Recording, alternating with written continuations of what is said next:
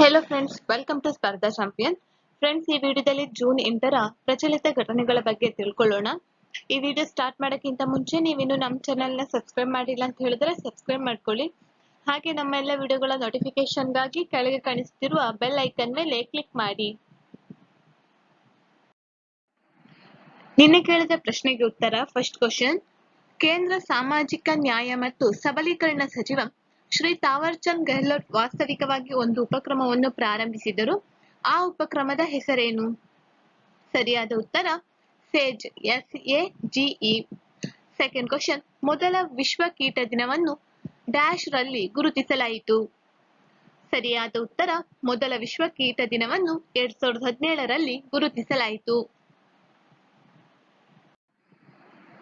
Which state government has started ಘರ್ ಘರ್ ಔಷಧಿ ಯೋಜನ್? ಯಾವ ರಾಜ್ಯ ಸರ್ಕಾರ ಘರ್ ಘರ್ ಔಷಧಿ ಯೋಜನೆಯನ್ನು ಪ್ರಾರಂಭಿಸಿದೆ? ಸರಿಯಾದ ಉತ್ತರ ಆಪ್ಷನ್ ಎ, ರಾಜಸ್ಥಾನ್. ಒಂದು ವಿಶಿಷ್ಟ ಕ್ರಮದಲ್ಲಿ ರಾಜಸ್ಥಾನ ಸರ್ಕಾರವು ಘರ್ ಘರ್ ಔಷಧಿ ಯೋಜನೆಯ ಅಂಗವಾಗಿ ರಾಜ್ಯದ ಎಲ್ಲಾ ಕುಟುಂಬಗಳಿಗೆ ಆಯ್ದ 4 ಔಷಧೀಯ ಗಿಡಮೂಲಿಕೆಗಳ ಸಸಿಗಳನ್ನು ನೀಡಲಿದೆ. ಮೆಗಾ ಯೋಜನೆಯು ರಾಜ್ಯದಲ್ಲಿ ವಾಸಿಸುವ ಎಲ್ಲ 1,26,50,000 ಕುಟುಂಬಗಳನ್ನು ತಲುಪುವ ಗುರಿಯನ್ನು ಹೊಂದಿದೆ ಮತ್ತು ತುಳಸಿ, ಅಶ್ವಗಂಧ, ಗಿಲೋಯ್ ಮತ್ತು ಕಲ್ಮೆಗ್ ಆಯ್ದ 4 ಔಷಧೀಯ ಗಿಡಮೂಲಿಕೆಗಳ ಸಸಿಗಳನ್ನು ಮನೆಗೆ ತೆಗೆದುಕೊಳ್ಳುವ ಅವಕಾಶವನ್ನು ವಿಸ್ತರಿಸುತ್ತದೆ. Which organization has suggested to link Aadhaar with voter ID card? ಮತದಾರರ ಗುರುತಿನ ಚೀಟಿಯೊಂದಿಗೆ ಆಧಾರ್ ಲಿಂಕ್ ಮಾಡಲು ಯಾವ ಸಂಸ್ಥೆ ಸೂಚಿಸಿದೆ? ಸರಿಯಾದ ಉತ್ತರ ಆಪ್ಷನ್ ಸಿ, CEC. ದೇಶದಲ್ಲಿ ಮುಕ್ತ ಮತ್ತು ನ್ಯಾಯಸಮ್ಮತ ಚುನಾವಣೆಗಳನ್ನು ಖಚಿತಪಡಿಸಿಕೊಳ್ಳಲು ಮತ್ತು ಚುನಾವಣಾ ವ್ಯಾಪ್ತಿಯನ್ನು ಗರಿಷ್ಠಗೊಳಿಸುವ ಪ್ರಯತ್ನದಲ್ಲಿ ಭಾರತದ ಚುನಾವಣಾ ಆಯೋಗವು ಉಮೇದುವಾರಿಕೆಯನ್ನು ರದ್ದುಗೊಳಿಸುವುದು ಮತ್ತು ಚುನಾವಣಾ ಅಭ್ಯರ್ಥಿಗಳಿಂದ ಸುಳ್ಳು ಅಫಿಡವಿಟ್ ಸಂದರ್ಭದಲ್ಲಿ ಜೈಲು ಶಿಕ್ಷೆಯನ್ನು 2 ವರ್ಷಗಳಿಗೆ ಹೆಚ್ಚಿಸುವುದು ಸೇರಿದಂತೆ ಕಾನೂನು ಸಚಿವಾಲಯಕ್ಕೆ ಸರಣಿ ಶಿಫಾರಸುಗಳನ್ನು ಮಾಡಿದೆ. ಪ್ರಸ್ತುತ ಶಾಸನವು ವರ್ಷದ ಜನವರಿ 1ರಂದು 18 ವರ್ಷ ತುಂಬಿದ ಜನರ ಹೆಸರುಗಳನ್ನು ಮಾತ್ರ ಸೇರಿಸಲು ಅನುಮತಿಸುತ್ತದೆ. ಮತ್ತೊಂದು ಪ್ರಮುಖ ಸುಧಾರಣೆಯಲ್ಲಿ ಎಪಿಕ್ ಕಾರ್ಡ್ಗಳ ಮೋಸವನ್ನು ತಡೆಗಟ್ಟುವ ಸಲುವಾಗಿ ಆಧಾರ್ ಕಾರ್ಡ್ ಅನ್ನು ಮತದಾರರ ಗುರುತಿನ ಚೀಟಿಯೊಂದಿಗೆ ಲಿಂಕ್ ಮಾಡಲು ಕೇಂದ್ರ ಚುನಾವಣಾ ಸಂಸ್ಥೆ ಸೂಚಿಸಿದೆ. ಹಾಗೆ ಫ್ರೆಂಡ್ಸ್, ಪ್ರಸ್ತುತ ಮುಖ್ಯ ಚುನಾವಣಾ ಆಯುಕ್ತರು Shri Sushil Chandra. The National AI Portal recently celebrated its first anniversary on which date? ರಾಷ್ಟ್ರೀಯ AI ಪೋರ್ಟಲ್ ಇತ್ತೀಚೆಗೆ ತನ್ನ ಮೊದಲ ವಾರ್ಷಿಕೋತ್ಸವವನ್ನು ಯಾವ ದಿನಾಂಕದಂದು ಆಚರಿಸಿತು? ಸರಿಯಾದ ಉತ್ತರ ಆಪ್ಷನ್ ಸಿ, ಮೇ 28. ರಾಷ್ಟ್ರೀಯ AI ಪೋರ್ಟಲ್ ತನ್ನ ಮೊದಲ ವಾರ್ಷಿಕೋತ್ಸವವನ್ನು ಮೇ 28, 2021ರಂದು ಆಚರಿಸಿತು. ರಾಷ್ಟ್ರೀಯ AI ಪೋರ್ಟಲ್ ಬಗ್ಗೆ ನೋಡೋದಾದ್ರೆ ಇದನ್ನು ಮೇ 2021ರಲ್ಲಿ ಪ್ರಾರಂಭಿಸಲಾಯಿತು. ಇದು ಎಲೆಕ್ಟ್ರಾನಿಕ್ಸ್ ಮತ್ತು IT ಸಚಿವಾಲಯ, ರಾಷ್ಟ್ರೀಯ ಆಡಳಿತ ವಿಭಾಗ ಮತ್ತು ನಾಸ್ಕಾಂ ಜಂಟಿ ಉಪಕ್ರಮವಾಗಿದೆ. ಇದರ ಉದ್ದೇಶವನ್ನು ನೋಡೋದಾದ್ರೆ ಸಂಪನ್ಮೂಲಗಳ ಹಂಚಿಕೆಗಾಗಿ ಪೋರ್ಟಲ್ ಏಕ ನಿಲುಗಡೆ ಡಿಜಿಟಲ್ ವೇದಿಕೆಯಾಗಿ ಕಾರ್ಯನಿರ್ವಹಿಸುತ್ತದೆ. Who among the following has announced the integration of eGopal app with Umang platform? ಈ ಕೆಳಗಿನವರಲ್ಲಿ ಯಾರು ಉಮಂಗ್ ಪ್ಲಾಟ್ಫಾರ್ಮ್ನೊಂದಿಗೆ eGopal ಆಪ್ ಏಕೀಕರಣವನ್ನು ಘೋಷಿಸಿದ್ದಾರೆ? ಸರಿಯಾದ ಉತ್ತರ ಆಪ್ಷನ್ ಸಿ, ಗಿರಿರಾಜ್ ಸಿಂಗ್. ಕೇಂದ್ರ ಮೀನುಗಾರಿಕೆ, ಪಶುಸಂಗೋಪನೆ ಮತ್ತು ಹೈನುಗಾರಿಕೆ ಸಚಿವ eGopal ಆಪ್ ಅನ್ನು ಉಮಂಗ್ ಪ್ಲಾಟ್ಫಾರ್ಮ್ನೊಂದಿಗೆ ಸಂಯೋಜಿಸುವುದಾಗಿ ಘೋಷಿಸಿದರು. ಇದರಿಂದಾಗಿ ಉಮಂಗ್ ಪ್ಲಾಟ್ಫಾರ್ಮ್ನ 3.1 ಕೋಟಿ ಬಳಕೆದಾರರು ಈ ಆಪ್ಗೆ ಪ್ರವೇಶವನ್ನು ಪಡೆಯುತ್ತಾರೆ. eGopal ಆಪ್ ಸಮಗ್ರ ತಳಿ ಸುಧಾರಣಾ, ಮಾರುಕಟ್ಟೆ ಮತ್ತು ರೈತರ ನೇರ ಬಳಕೆಗೆ ಮಾಹಿತಿ ಪೋರ್ಟಲ್ ಅನ್ನು ಮಾನ್ಯ PM ಅವರು ಸೆಪ್ಟೆಂಬರ್ 10, 2020ರಂದು ಪ್ರಾರಂಭಿಸಿದರು.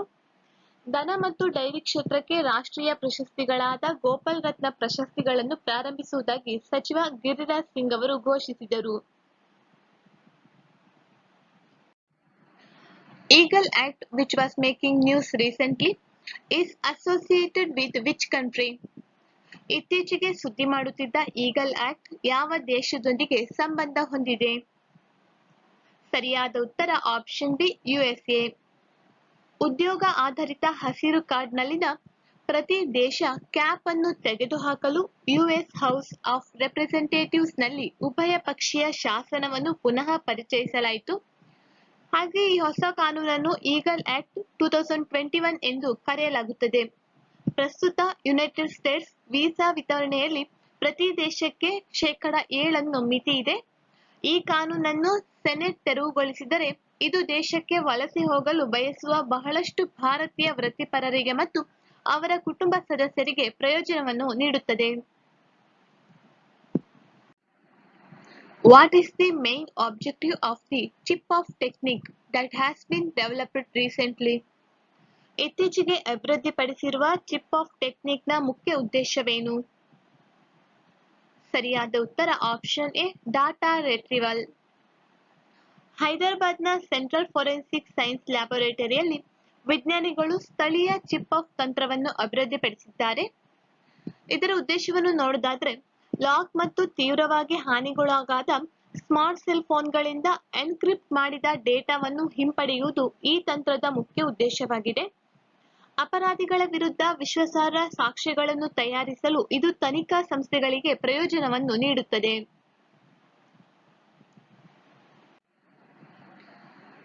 AMB is the nanofiber based tablets developed by IITH for curing which disease? AMB ಯಾವ ರೋಗವನ್ನು ಗುಣಪಡಿಸಲು ನ್ಯಾನೋ ಫೈಬರ್ ಆಧಾರಿತ ಮಾತ್ರೆಗಳನ್ನು IITH ಅಭಿವೃದ್ಧಿಪಡಿಸಿದೆ? ಸರಿಯಾದ ಉತ್ತರ ಆಪ್ಷನ್ ಎ ಕಾಲಾ ಅಜರ್. ಹೈದರಾಬಾದ್ನ ಇಂಡಿಯನ್ ಇನ್ಸ್ಟಿಟ್ಯೂಟ್ ಆಫ್ ಟೆಕ್ನಾಲಜಿಯ ಸಂಶೋಧಕರು ಆಂಫೋಟೆರಿಸ್ನ ಬಿಯ ನ್ಯಾನೋ ಫೈಬರ್ ಆಧಾರಿತ ಮೌಖಿಕ ಮಾತ್ರೆಗಳನ್ನು AMB ಎಂದು ಕರೆಯುತ್ತಾರೆ.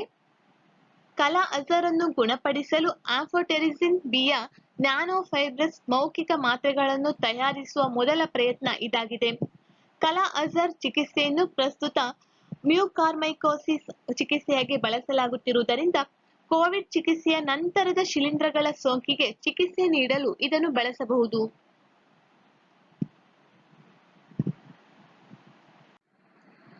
Who among the following has initiated list of initiatives to enhance SATAT scheme? ಈ ಕೆಳಗಿನವರಲ್ಲಿ ಯಾರು ಸ್ಯಾಟಟ್ ಯೋಜನೆಯನ್ನು ಹೆಚ್ಚಿಸಲು ಉಪಕ್ರಮಗಳ ಪಟ್ಟಿಯನ್ನು ಪ್ರಾರಂಭಿಸಿದ್ದಾರೆ? ಸರಿಯಾದ ಉತ್ತರ ಆಪ್ಷನ್ ಸಿ ಧರ್ಮೇಂದ್ರ ಪ್ರಧಾನ್. ಕೇಂದ್ರ ಪೆಟ್ರೋಲಿಯಂ ಮತ್ತು ನೈಸರ್ಗಿಕ ಅನಿಲ ಮತ್ತು ಉಕ್ಕು ಸಚಿವ ಶ್ರೀ ಧರ್ಮೇಂದ್ರ ಪ್ರಧಾನ್ ಅವರು ವರ್ಚುವಲ್ ಸಮಾರಂಭದ ಅಧ್ಯಕ್ಷತೆ ವಹಿಸಿದ್ದರು. ಇದರಲ್ಲಿ ಸ್ಯಾಟಟ್ ಉಪಕ್ರಮಕ್ಕೆ ಪ್ರಮುಖ ಉತ್ತೇಜನ ನೀಡಲು ಮತ್ತು ಭಾರತವು ಹಸಿರಿನತ್ತ ಮುನ್ನಡೆಯಲು ಸಹಾಯ ಮಾಡಲು ಹಲವಾರು ಉಪಕ್ರಮಗಳನ್ನು ಪ್ರಾರಂಭಿಸಲಾಯಿತು.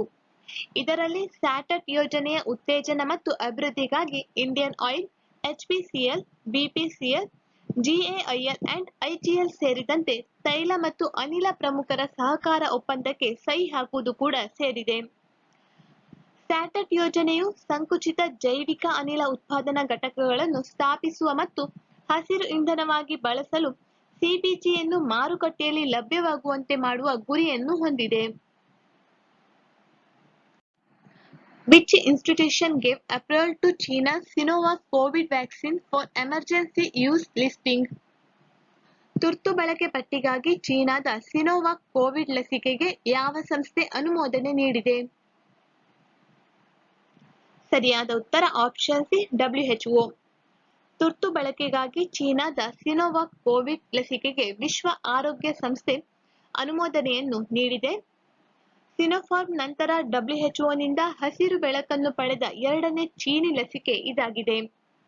ತುರ್ತು ಅನುಮೋದನೆ ಎಂದರೆ ಲಸಿಕೆಯು ಸುರಕ್ಷತೆ, ಪರಿಣಾಮಕಾರಿತ್ವ ಮತ್ತು ಉತ್ಪಾದನೆಗಾಗಿ ಅಂತಾರಾಷ್ಟ್ರೀಯ ಮಾನದಂಡಗಳನ್ನು ಪೂರೈಸುತ್ತದೆ ಎಂದು WHO ಹೇಳಿದೆ.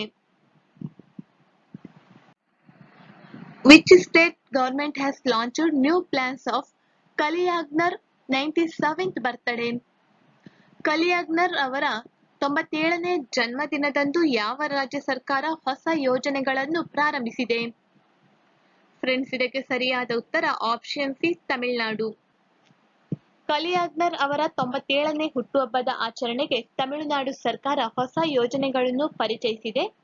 ಕೋವಿಡ್-19 ಅವಧಿಯಲ್ಲಿ ಕಲ್ಯಾಣ ಕಾರ್ಯತಂತ್ರಗಳ ವಿತರಣೆಯನ್ನು ಮುಖ್ಯಮಂತ್ರಿ ಸ್ಟಾಲಿನ್ ಅವರು ಉದ್ಘಾಟಿಸಿದರು.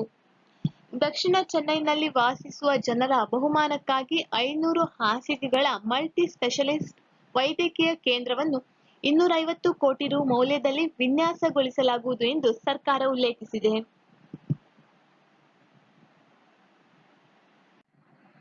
Haryana State Governor has approved the Haryana Recovery of Damages to Property Act. Who is the present governor of Haryana? Haryana ರಾಜ್ಯದ ಗವರ್ನರ್ ಆಸ್ತಿ ಹಾನಿಗಳಿಗೆ ಹಾನಿಯ ಮರುಪಡೆಯುವಿಕೆ ಕಾಯ್ದೆಗೆ ಅನುಮೋದನೆಯನ್ನು ನೀಡಿದ್ದಾರೆ. ಹರಿಯಾಣದ ಪ್ರಸ್ತುತ ರಾಜ್ಯಪಾಲರು ಯಾರು? ಸರಿಯಾದ ಉತ್ತರ ಆಪ್ಷನ್ ಡಿ, ಸತ್ಯದೇವ್ ನಾರಾಯಣ್ ಆರ್ಯ. ಹರಿಯಾಣದ ಗವರ್ನರ್ ಎಸ್.ಎನ್. ಆರ್ಯ ಅಥವಾ ಸತ್ಯದೇವ್ ನಾರಾಯಣ್ ಆರ್ಯ ಅವರು ಹರಿಯಾಣ ಆಸ್ತಿ ಹಾನಿಯನ್ನು ಮರುಪಡೆಯಲು ಅನುಮೋದನೆಯನ್ನು ನೀಡಿದರು. ಈ ಮಸೂದೆಯ ಪ್ರಕಾರ ಜನರ ಅಂಗಡಿಗಳು, ಮನೆಗಳು, ಮಾರಾಟಗಾರರ ಬಂಡಿಗಳು, ಸರ್ಕಾರಿ ಕಚೇರಿಗಳು, ಬಸ್ಸುಗಳು, ವಾಹನಗಳು ಮತ್ತು ಇತರ ಸಾರ್ವಜನಿಕ ಆಸ್ತಿಗಳಿಗೆ ಉಂಟಾದ ಯಾವುದೇ ಹಾನಿಯನ್ನು ಪ್ರತಿಭಟನಾಕಾರರಿಂದ ವಸೂಲಿಯನ್ನು ಮಾಡಲಾಗುತ್ತದೆ. Number of startup granted by DPIIT has recently reached dash. DPIIT ನೀಡಿದ ಆರಂಭಿಕ ಉದ್ಯಮಗಳ ಸಂಖ್ಯೆ ಇತ್ತೀಚೆಗೆ ಡ್ಯಾಶ್ ತಲುಪಿದೆ. ಸರಿಯಾದ ಉತ್ತರ ಆಪ್ಷನ್ ಡಿ, 50,000. ಕೈಗಾರಿಕೆ ಮತ್ತು ಆಂತರಿಕ ವ್ಯಾಪಾರ ಪ್ರಚಾರಕ್ಕಾಗಿ ಅಥವಾ DPIIT 50,000 ಸ್ಟಾರ್ಟ್ಅಪ್ಗಳನ್ನು ಇಲಾಖೆ ಗುರುತಿಸಿದೆ. ಸ್ಟಾರ್ಟ್ಅಪ್ ಇಂಡಿಯಾವು ಜನವರಿ 16, 2016 ರಂದು ಪ್ರಾರಂಭಿಸಲಾದ ಸರ್ಕಾರದ ಪ್ರಮುಖ ಉಪಕ್ರಮವಾಗಿದೆ. ಆರಂಭಿಕ ಸಂಸ್ಕೃತಿಯನ್ನು ವೇಗವರ್ಧಿಸಲು ಮತ್ತು ಭಾರತದಲ್ಲಿ ನಾವೀನ್ಯತೆ ಮತ್ತು ಉದ್ಯಮಶೀಲತೆಗಾಗಿ ಬಲವಾದ ಮತ್ತು ಅಂತರ್ಗತ ಪರಿಸರ ವ್ಯವಸ್ಥೆಯನ್ನು ನಿರ್ಮಿಸಲು ಈ ಉಪಕ್ರಮವು ಉದ್ದೇಶಿಸಲಾಗಿದೆ. ಮಹಾರಾಷ್ಟ್ರ, ಕರ್ನಾಟಕ, ದೆಹಲಿ, ಉತ್ತರ ಪ್ರದೇಶ ಮತ್ತು ಗುಜರಾತ್ ಈ ಉದ್ಯಮಿಗಳಲ್ಲಿ ಹೆಚ್ಚಿನ ಸಂಖ್ಯೆಯಲ್ಲಿದೆ. ಭಾರತವು ಎಷ್ಟು ಹೊಸ ಫ್ಲೈಯಿಂಗ್ ತರಬೇತಿ ಅಕಾಡೆಮಿಗಳನ್ನು ಪಡೆದುಕೊಂಡಿದೆ? ಸರಿಯಾದ ಉತ್ತರ ಆಪ್ಷನ್ ಇ, 8. ನಾಗರಿಕ ವಿಮಾನಯಾನ ಸಚಿವಾಲಯದ ವಿಮಾನ ನಿಲ್ದಾಣ ಪ್ರಾಧಿಕಾರದ ಉದಾರೀಕೃತ ಫ್ಲೈಯಿಂಗ್ ಟ್ರೈನಿಂಗ್ ಆರ್ಗನೈಸೇಷನ್ ನೀತಿಯಡಿ ಭಾರತವು 8 ಹೊಸ ಫ್ಲೈಯಿಂಗ್ ಟ್ರೈನಿಂಗ್ ಅಕಾಡೆಮಿಗಳನ್ನು ಪಡೆಯಲಿದೆ. ಇಂದಿನ ಪ್ರಶ್ನೆ ಫಸ್ಟ್ ಕ್ವಶನ್, ಪ್ರಸ್ತುತ ಮುಖ್ಯ ಚುನಾವಣಾ ಆಯುಕ್ತರು ಯಾರು? ಸೆಕೆಂಡ್ ಕ್ವಶನ್, ಹರಿಯಾಣದ ಗವರ್ನರ್ ಯಾರು?